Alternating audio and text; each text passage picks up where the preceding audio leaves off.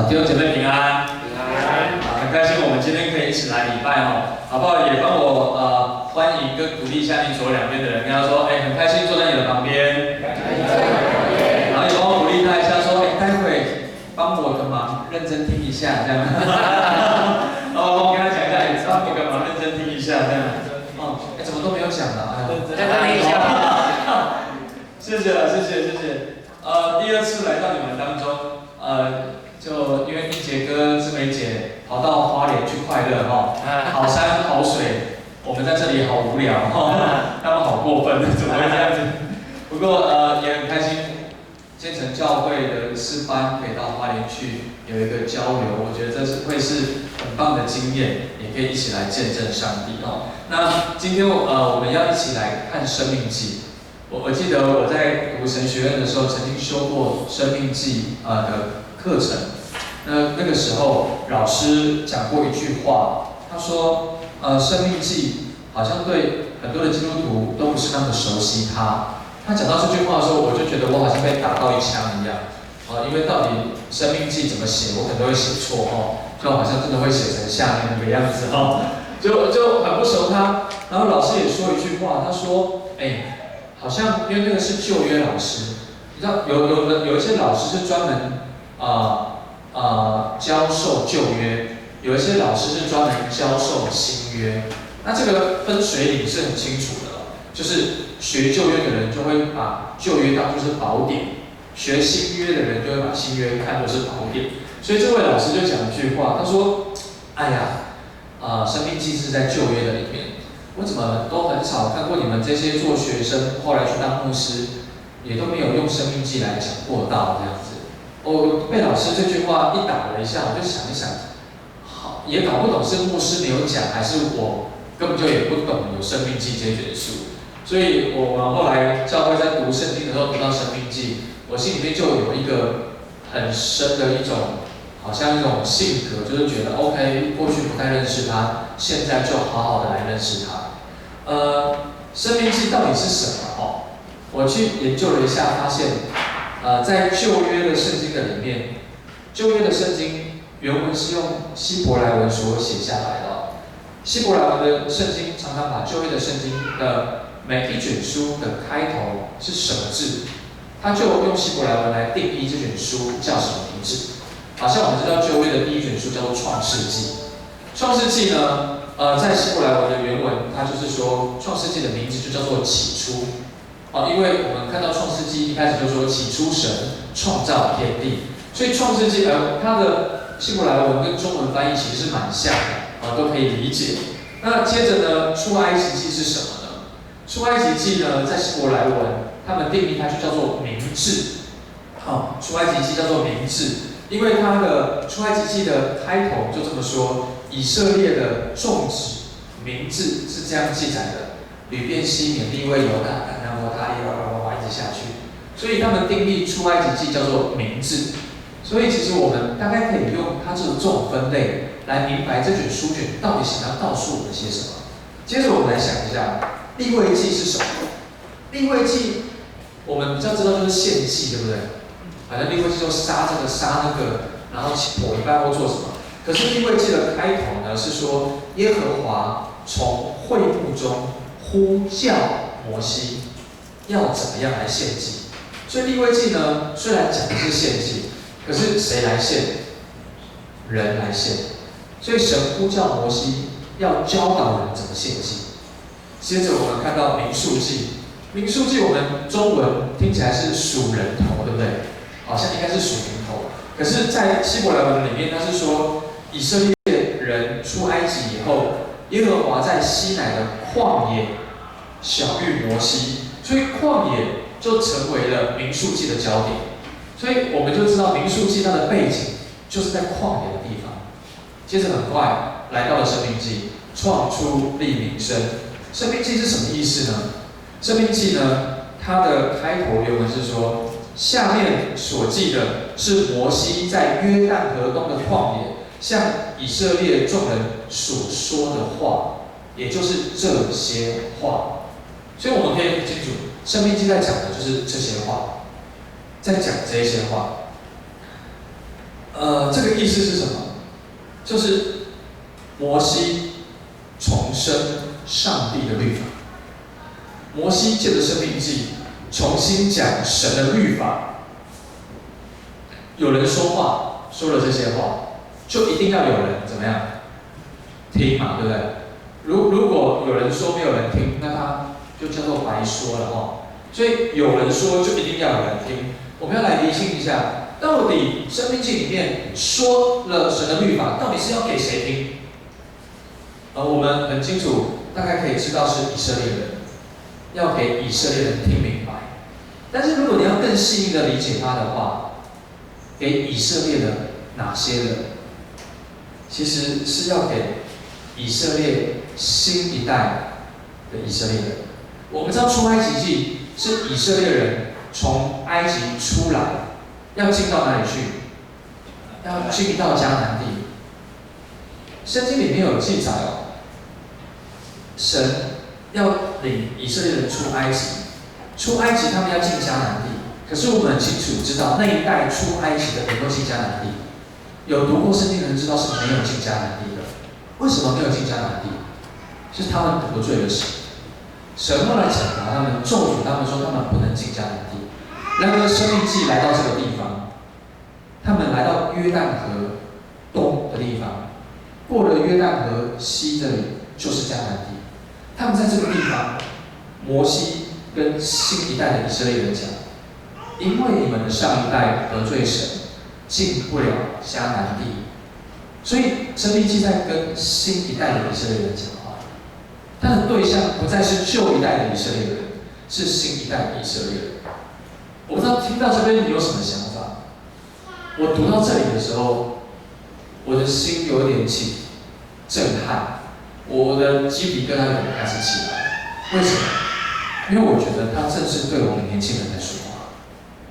我觉得申命记其实真的是在对新一代的人在说话。很快我们会老去，因为我看在座已经有一些已经30、40岁了。还记得昨天你才18岁，是不是这样？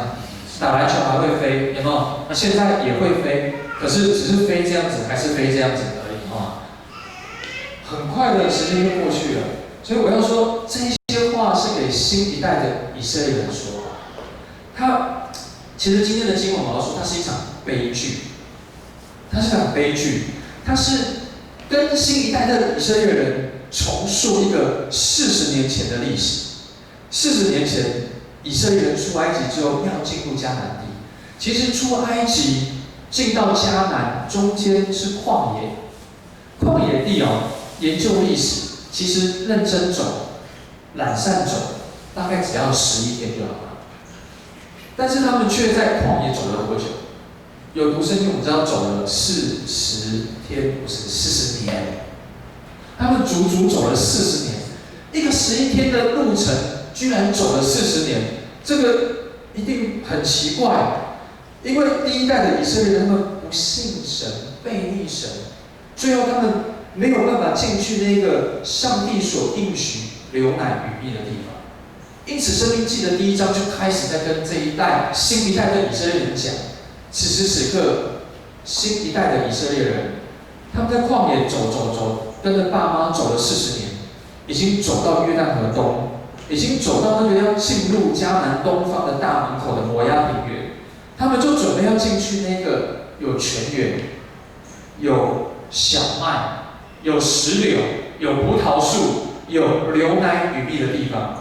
圣经里面就讲有这些东西。其实想到这些东西是什么？好像都是吃的嘛，都是喝的，很丰盛。但是我们讲哦，你进入迦南地，就是只是为了吃喝吗？不是吧？你进迦南地不是只是为了吃喝，因为你还需要懂得怎么过生活啊。40年前哦，那个是他们的上一代，因为不信神，没有办法进入迦南地。现在下一代准备要进入迦南地以前，摩西在申命记第1章，他就语重心长的把那个上帝的话一直讲。他为什么一直讲？我们以前有一个那个股票老师，就说老师在讲，你有没有在听？就是听老师的话会带你上天堂。对不起，有些比较年轻的已经忘了，不听老师的话就会下地狱哦。那摩西在表达就是这些话非常的重要，因为进入迦南地不是依靠以色列人他们的功劳或他们的能力，真的能够进入迦南地是要靠的是上帝的恩典。因此，摩西在这个地方，在此时此刻，他告诉新一代的以色列人，我们需要过一个以耶和华为中心的圣洁生活，不然我们进入到迦南地，如果像上一代一样继续悖逆，继续不信神，我们可能不是死，我们的下场也一样是会死在那个地方。所以圣经告诉我们，人活着不是单靠食物，不是靠泉源、小麦、石榴、番石榴、葡萄树、牛奶与蜜，而是靠耶和华口里面所说的一些话。所以摩西在讲什么？摩西讲了一堆律法，摩西讲了一堆话。申命记总共30几章，他在讲的都是在讲那个以十诫为中心的各种的律例典章。他的目的就是要勉励以色列人的第二代，在迦南地一定要过一个以耶和华为中心的圣洁生活。这是摩西他语重心长的讲。他在第1章这里就在讲，他用一个以色列第一代失败的例子来劝勉下一代，要专心的跟随神。其实我要说，神带领以色列百姓出埃及的目的是要进迦南，是要进入丰盛。旷野不是他们的目的地，那个充满应许、充满丰盛的迦南地才会是他们的目的地。弟兄姐妹，我不禁讲到这里，我也想问你一个问题：你跟我的生命是不是也是一样？我们信了主以后，我要说，神对我们生命的计划，信了主以后的目的地，不是在旷野。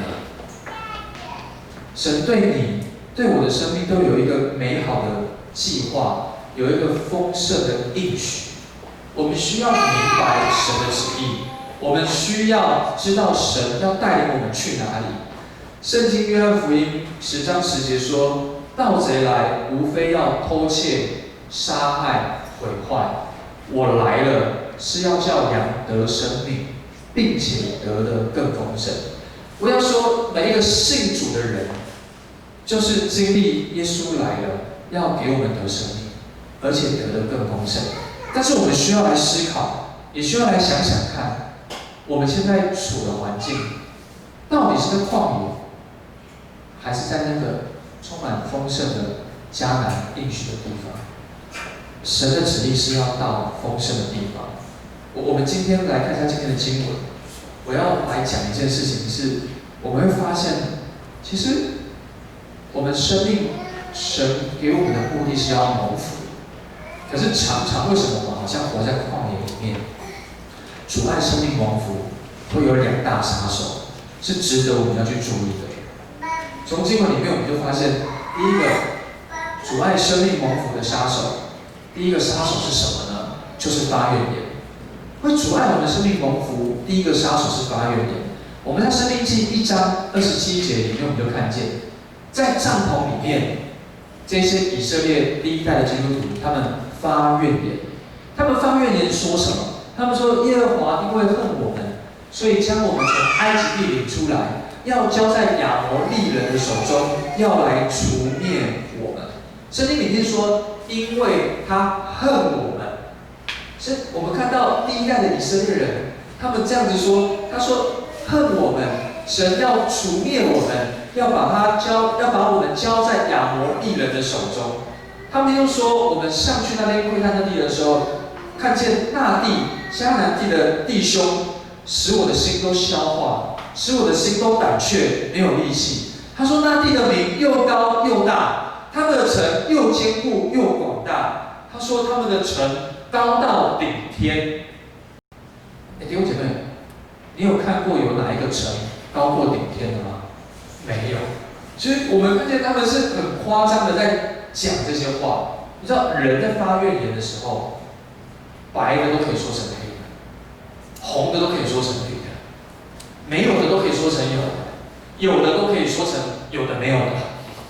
我们就发现，发怨言其实也在表达一件事情。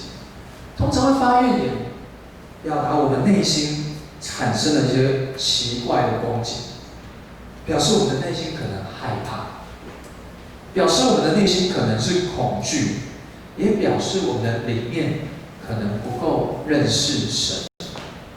其实我觉得这些人大可说啊，我们很害怕就好了，可他们没有这样说，他们大可说我们不明白就好了，可他们却没有，他们却是发怨言。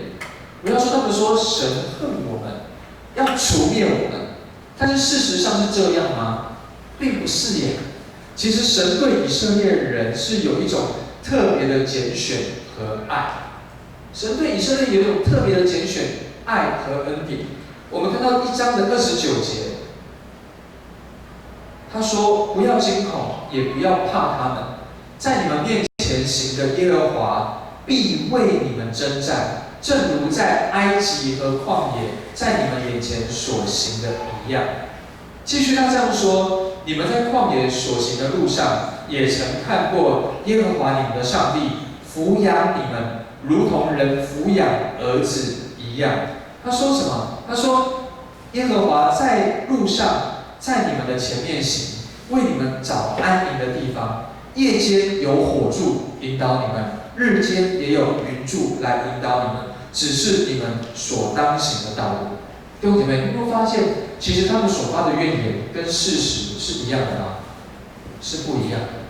他们都捏造了一些话语来发怨言。其实我们就看见发怨言、抱怨，使以色列的第一代的人在领受丰盛生命当中来出局了。我要说，你知道吗？这些发怨言的人是谁哦？我们仔细来看哦，其实我们就看到这些人回报，这些人其实是摩西差派了12个探子去窥探迦南地。你知道这12个探子是哪12个人吗？我们可能都不太知道名字，可是圣经里面记载着，这12个探子，这12个人是12个支派里面的领袖。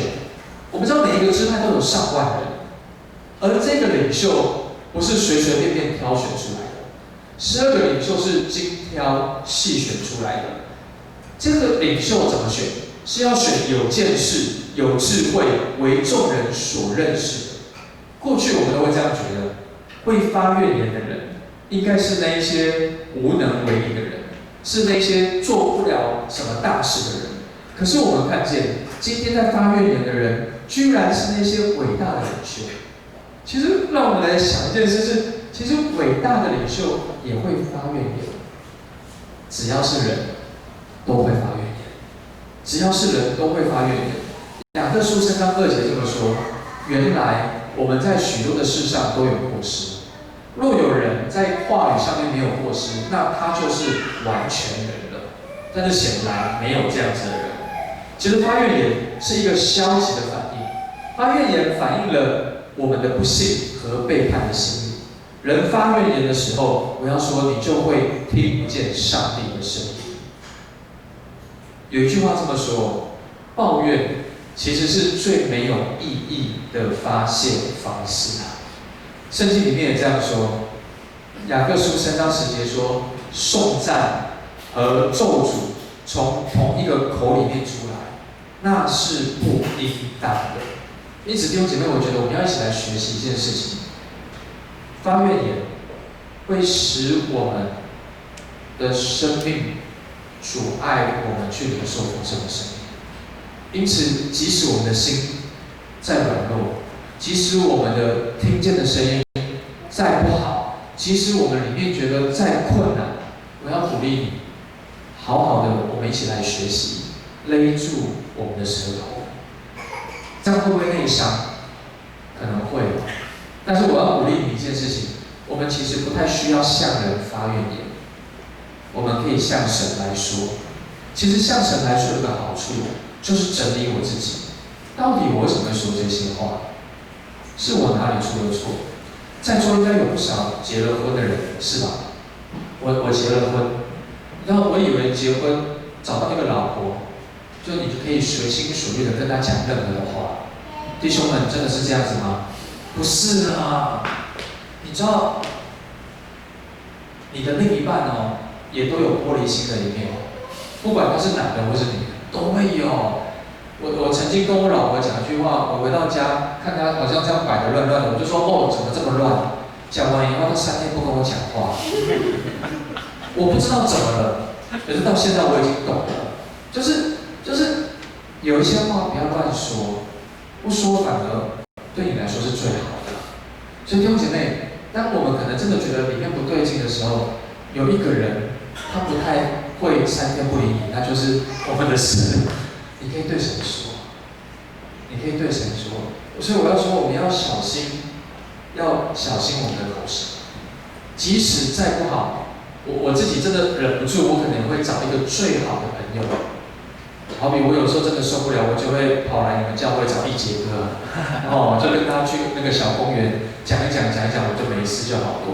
我知道他会帮我保密我也知道他不会因着我所说的来看轻我，或者是瞧不起我，因为他是我的兄弟，好像我的大哥，很愿意接纳我。不是所有的话都要全部讲，你不用要抱怨，跑上台讲给大家听，那个会让我们的生命阻碍领受丰盛的恩典。第二个，我们看见还有一个杀手，这个杀手是什么？这个杀手叫做悖逆，悖逆也会阻碍我们生命蒙福。圣经里面这边42节到43节，耶和华吩咐我说：“你对他们说，不要上去，也不要征战，因为我已经不在他们中间了，恐怕他们被仇敌给杀败。”我就告诉你们，但是他们有没有听？他们不听哦，然后违背耶和华的命令，擅自上了山地去。我们看到这个以色列人第一代以色列人，他们在抱怨完了以后，然后上帝就说：“你们不得进迦南地，所以你们现在不用上去征战。”然后他们一听到之后就怎么样？就吓到了，他们才开始悔改跟反省。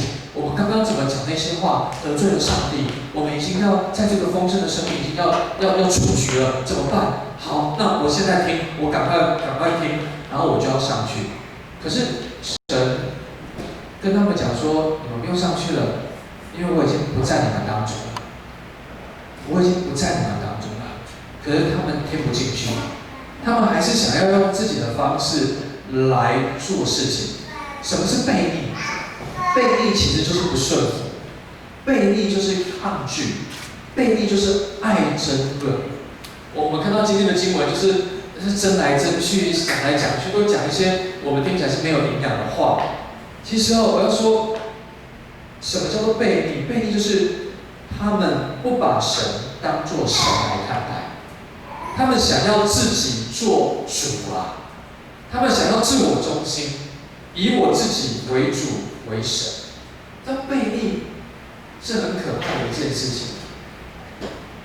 诗篇33篇12节说：“以耶和华为神的，那国是有福的。”以耶和华为神的，那国是有福的。意思是，如果我把耶和华当作是我生命的核心，那个国家那个人会是有福的。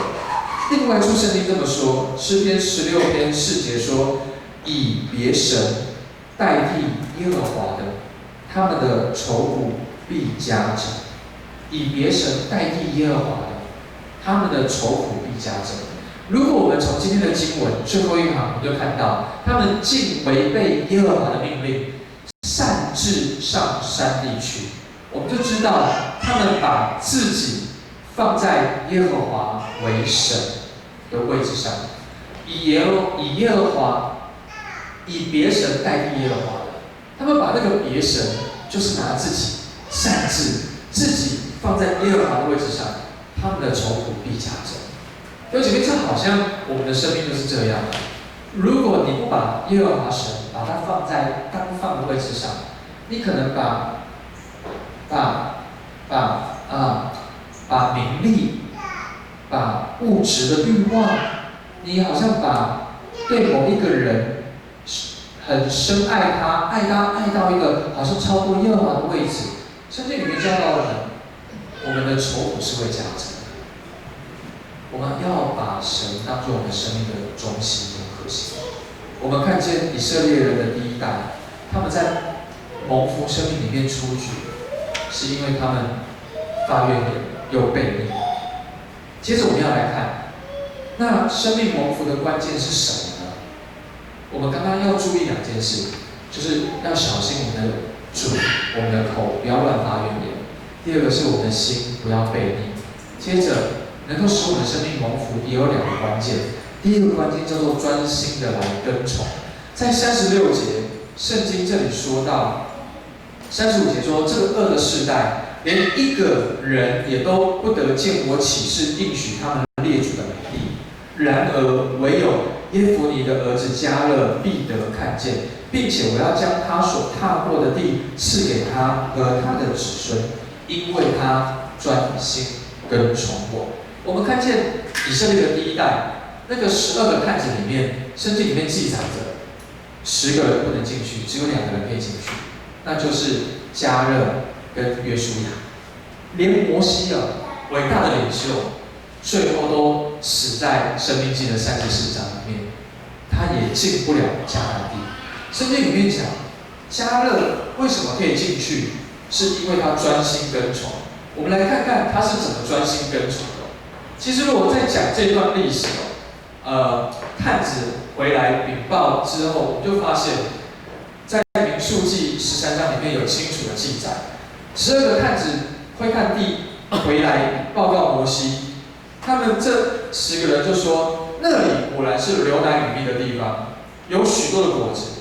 圣经说他们还扛抬那里的葡萄回来，说2个人扛抬，我也搞不懂是多大，平常我们应该这样拿就好了表示很肥美的意思。他说，虽然那地很美，东西很漂亮，然而住在那地的民非常的强壮，城也坚固。他说，有亚玛力人住在南地，赫人、耶布斯人、亚摩利人住在山地，迦南人住在海边并约旦河。意思是什么？没有我们容身之处。我们就看到，讲完这些话之后，那10个探子都这样讲，迦勒就出来，在摩西面前安抚所有的百姓，就说：其实我们立刻上去得那地，我们足能够得胜。他说，接着圣经就说，其他的人又说，我们不能去攻打啦，他们很强壮啦，他们很可怕啦。我们就发现，探子这边以色列人都报恶信使，他们甚至报到怎么说？他们说，我们所窥看的地，所经过的地，原本是流奶与蜜的地，他们接下来说那是吞吃人的地，然后说是吞吃人的地，然后人民身高都很高大。据我们看，那地的人都是高大的伟人。据我们看，我们自己就好像蚱蜢一样。我想他们看我们也是如此。你知道讲完这些话以后，那些百姓的反应是什么？百姓听到这些负面的话，就开始说啊，巴不得我们就死在埃及就好了，不死在埃及，那我不死在旷野啊。耶和华为什么领我们到这个地方，要使我们进去那里，被这些人欺压，死在刀下呢？我们的老婆、我们的孩子一定会被掳掠去，我们不如回去埃及，不是很好吗？他们甚至讲一句话：摩西这样带领不对呀，我们不如立另外一个领袖，好了，子群比较高，我们叫他做摩东因为有西了，我们就东他立他当摩东，带我们回埃及，这样子就好了。你知道圣经里面讲到说，约书亚和迦勒他们听到会看的人这样讲以后，他们的反应是什么？他们一开始是安抚，听到他们又继续抱怨，继续捏造这些事实，他们就撕裂了衣裳，然后就在撕裂衣裳的意思是什么？其实是难过，是痛心。然后就跟他们说，耶和华如果喜悦我们，一定领我们进去，一定会带我们进入到那个地方，我们不要怕他们。就讲到这里那一些百姓不知道是失心疯还是怎么样，他们竟然说要拿石头打迦勒和约书亚。你就发现迦勒他专心跟从是怎么样，在这一些负面的声浪齐心协力都讲这些话的时候，他仍然愿意出来讲神要他讲的话。即使这些人已经要拿石头来打他了，他还愿意讲对的话。这真的是耶和华说他专心跟从，他的心从来没有偏斜。我们看到12个探子里面有10个人说那些没有信心的话，甚至是捏造事实的话，可能还乱带风向。不对的都被他，对的都被他讲成不对的。但我们看见迦勒和约书亚，他们并没有因为人际上面的压力就不说话，他们反倒是更加的专心的来跟从。这专心跟从里面有专心2个字，有跟从2个字。专心我们刚刚也明白，就是他们的心也没有变掉。但是什么是跟从？跟从其实在原文里面就是在什么什么的后面，在什么什么什么的后面。他们专心跟着谁呢？就是跟着耶和华。他们专心跟着神的话语。我要讲能够有人在你前面带着你走，那真的是一件很幸福的事。可是我们看见以色列人，他们不想让神带，只剩下迦勒和约书亚，他们愿意专心来跟从。第二个我们来看，生命蒙福还有下一个关键。这个关键是什么？我从今天的经文里面发现，就叫做建造他人。特别我要说，要建造下一代，要建造下一世代。38节的经文这么说：神对摩西说，伺候你的那个人，嫩的儿子约书亚，他必得进入那地，你要勉励他，因为他要使以色列人承受那地为业。你知道摩西带领以色列人出埃及，要进入迦南地。我们从经文的脉络知道，摩西最后进不了迦南，摩西无法进迦南。但是我要讲，摩西进不去迦南，是谁带领以色列人进迦南？是约书亚。从圣经的脉络，我们看到是约书亚。约书亚是谁？摩西进不去，但是摩西却是那个带领以色列人进迦南的领袖约书亚的师傅。摩西是约书亚的师傅，是摩西扶持约书亚，约书亚才可以成为那个强壮有能力的领袖，是不是这样子？真的是如此啊！我要讲每一个可以承受使命的领袖，都是有许许多多的人、许许多的教练、许许多多的教授来指导他、帮助他，他才能够被建造起来。我知道在学音乐的圈子里面，比如说你今天是一个学钢琴的音乐系的学生，通常都会需要学期末或者毕业的时候都需要有钢琴演奏会。如果有去参加过这些钢琴演奏会，或者是这些音乐节目的人，他们通常进去都会有一个DM， 对不对？就是流程表。流程表可能就会写说，林奕杰学生钢琴演奏会，下面就会写说施于教授许夏斌假设这样子，那个施于谁谁谁都一定会被写出来。这个意思是什么？叫做师出名门，就是由这个教授很有名气、很有能力，所以教出来的学生一定会了不起。所以我要说，弟兄姐妹，我们需要起来建造下一个世代。我们需要看到我们身边的一些，无论是在公司里面，无论是在教会里面，有一些弟弟妹妹，其实需要我们来扶持他们，来勉励他们。就好像摩西，虽然他进不了迦南地，可是他所建造的约书亚，却可以成为下一个世代的领袖，可能做那一些摩西做不到的事情。我们承认一件事情，我们人真的很有限。可是当我们做一些事情在下一个人旁边的人的身上，他可能可以做你做不到的事，来帮助你，可能在你的生命里面更加的丰盛，更加的丰富。弟兄姐妹，勉励是什么意思？这边说你要勉励他，勉励他，在圣经的原文里面就是说，你要使约书亚充满力量。那这个好像不是说我给他每个月给他3000块，哦，不是这个意思，或者是我叫他去学什么东西，反而这个勉励比较是里面的，是让他的里面充满力量。因为约书亚的责任很重大，他需要勇气，需要力量来完成征服应许地这个艰巨的使命。弟兄姐妹，我们不要单顾自己的事，生命要蒙福，很重要的关键是我们也要顾别人的事。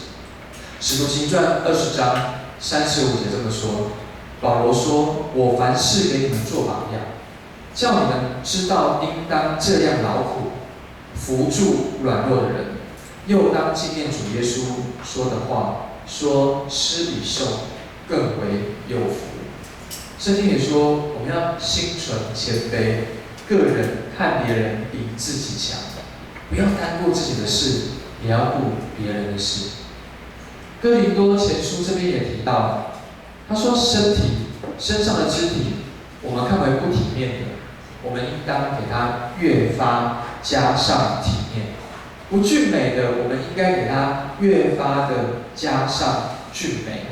他说，我们肢体总要彼此相顾。那我就发现，读《生命记》很有趣，因为《生命记》里面可以让我们学到一些生命的技巧和生命的技能。我们今天学到一件事情是，神告诉我们，我来是要叫羊得生命，并且得的更丰盛。我要鼓励大家记住这几个点就好了。主爱生命蒙福会有2大杀手，第一个就是发怨言，求主帮助我们。我们很容易发怨言，但是我们学习勒住我们的口，因为颂赞和咒诅从同一个口出来，那是不应当的。我要请子瑜帮我弹琴啊。第二个是我们要小心悖逆。其实我们人都会悖逆，没有人会不悖逆的，因为只要跟我们意见不符合，我们就会不舒服，就会难受。但是我们求主帮助我们，不要让别神代替耶和华。我们如果当我们的心开始想抱怨，想要有一些不舒服的时候，我要鼓励你，鼓励我自己，我们就是来到上帝的面前，问神说：我可以怎么思考？我可以怎么反应？生命蒙福也有2个大环境，第一个就是要专心的来跟从神，把我们的眼睛定准在神的身上，把我们的眼睛定准在神的话语的上面，来跟随他。跟随他就是问他说：主，你觉得我可以怎么行？我可以怎么做？第2个蒙福的关键，就是我要说我们要来建造他人，特别是建造下一代，特别需要建造下一代。我是荣兴教会的牧师啊，其实我是5岁进到荣兴教会，我是第1代基督徒。我常常都在想说，许夏斌你是哪位啊？怎么会最后变牧师啊？你怎么会站在这里，好像跟人讲上帝的话语？这好像跟我的生命原来的长相是不一样的。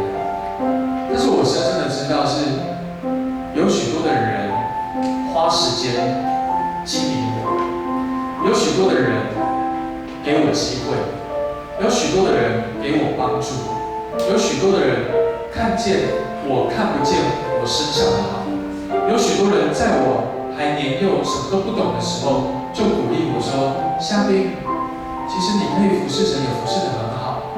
夏斌，其实你唱歌也可以来敬拜神。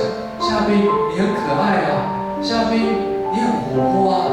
夏斌，这个事情你要不要来试试？夏斌，你这个事情要不要来试试？夏斌，你有什么缺乏，我为你祷告。夏斌，那我就发现，我们的生命都是被很多的人来建造。摩西也是被神做了好多的建造，然而他活到了一定的岁数、一定的年纪，神也呼召他起来建造他。弟兄姐妹，神对我们的生命有他的计划。我要说，我们要学习一件事事情是，不要出了埃及，却进不了迦南，那太可惜了。以色列的第一代已经出埃及了，已经离开那个捆绑，已经离开那个奴役，已经离开那个压迫，应该是要进入到那个丰盛应许的地方去。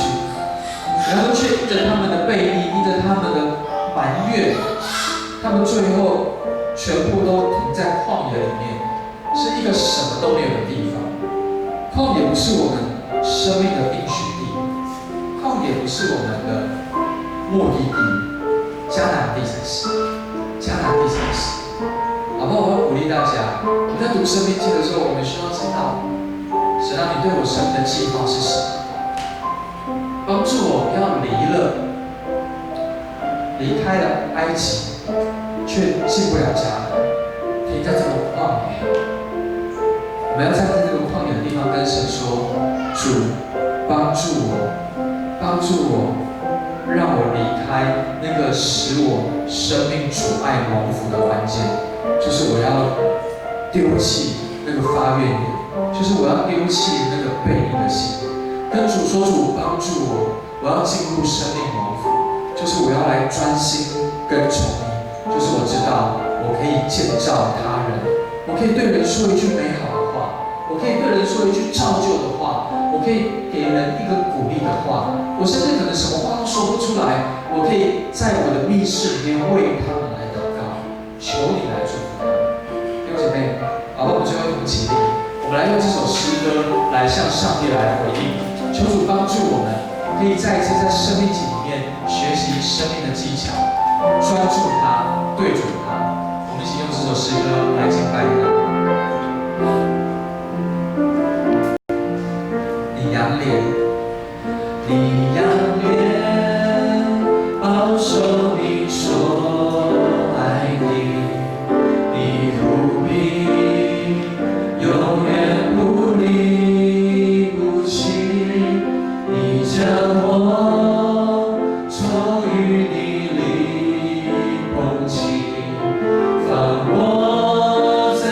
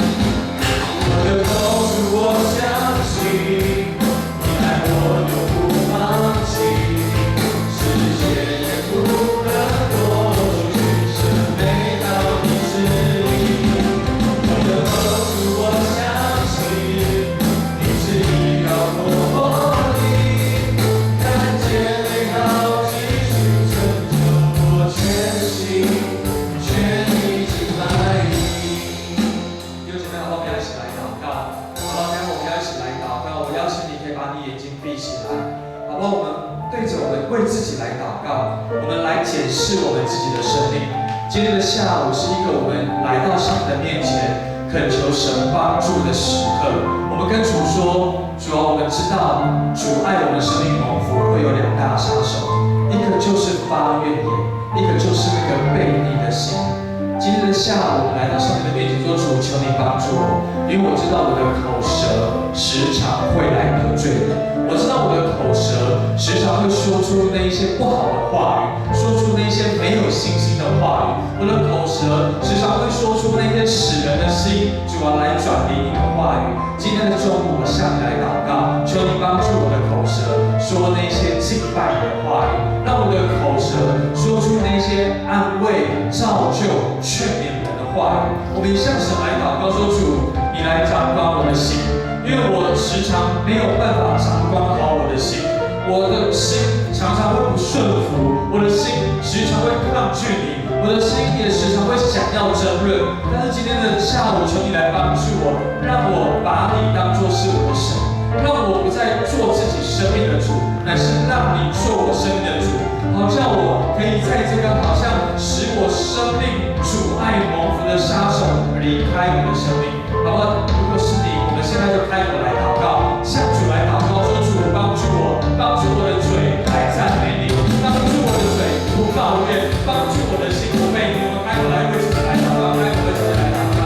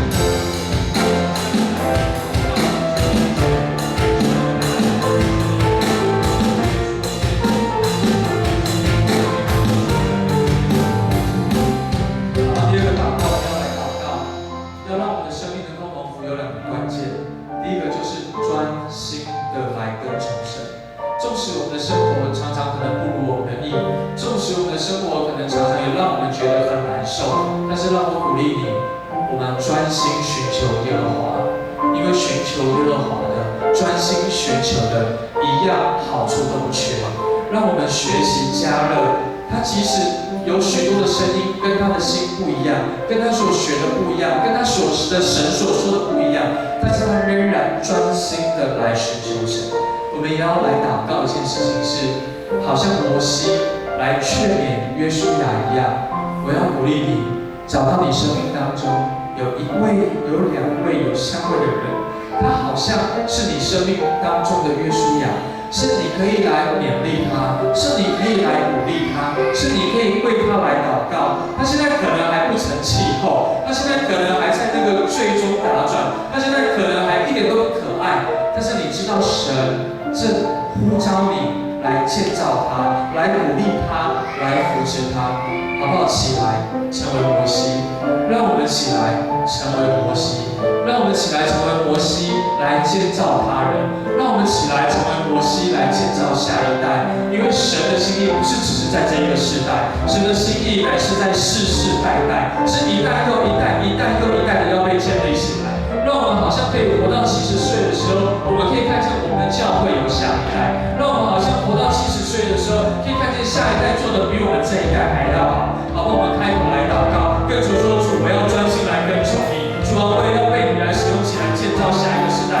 开口为自己来祷告，开口为自己来祷告。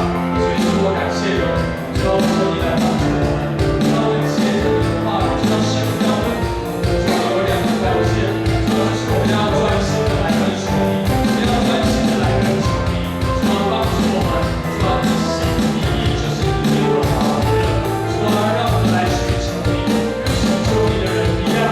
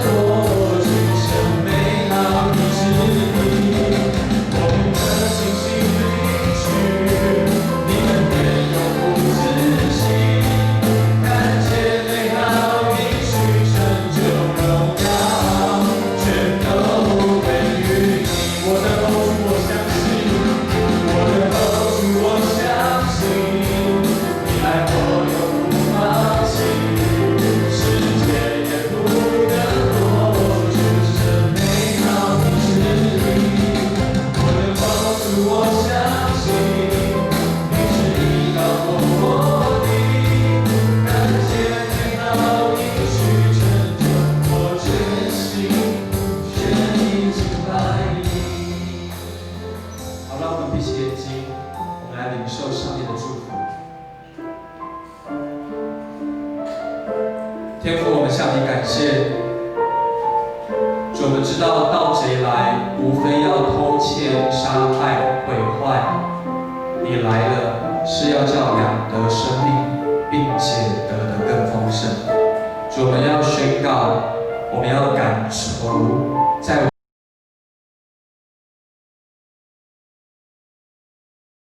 我们生命当中的盗贼。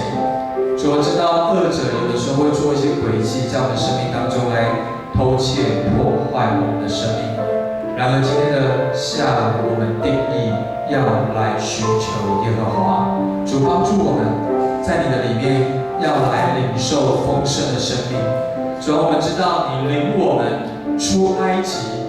主啊，旷野不是我们的目的地，进入那个领受丰富应许的迦南地才是我们的目的地。求你帮助我们。主知道我们生命阻碍蒙福的杀手，主就是那个发怨言跟悖逆，这就是那个魔鬼的诡计，这就是盗贼的作为。主，我要向我的心来宣告，向我的生命来宣告，这个盗贼你滚开！主啊，我要把这个盗贼叫他离开我的生命。然而神，我知道你来了，是要叫我的生命得丰盛。主啊，也要得着生命，帮助我们在你的里面可以得着更丰盛的生命。因为我们定义要起来，效法迦勒一样，专心来跟从你。主，并且我们也要效法摩西，建造约书亚一样，我们起来建造他人，建造下一代。主，求你帮助我们，要在你的里面，在生命记当中得着领受生命丰盛应许的技能。主啊，就是专心跟从你，就是要来建造他人。主，求你帮助我们，愿主耶稣基督的恩惠、天父上帝的慈爱、圣灵的感动，常与众弟兄姐妹同在，从今时直到永远。阿们，阿们。